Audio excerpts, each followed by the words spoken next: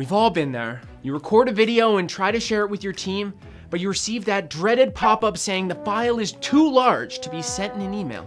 Don't let your email tell you you can't send a video. Today I'll show you how to easily email a video using Snagit and Screencast. If you want to follow along, there's a link for a free trial in the description.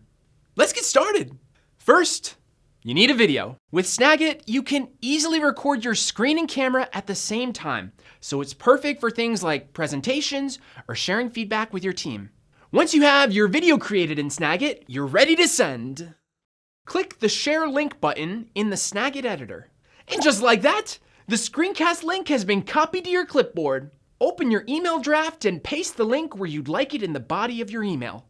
When your viewers click the link to watch the video in Screencast... Whoa, I am not gonna create an account just to watch your video. You don't need an account to view the video, just the link. Oh. And what's even cooler is you can react to certain points of a video and ask questions in the comments. Visually sharing information is so much better than trying to explain it with words. In just a few steps, you can now easily email a video.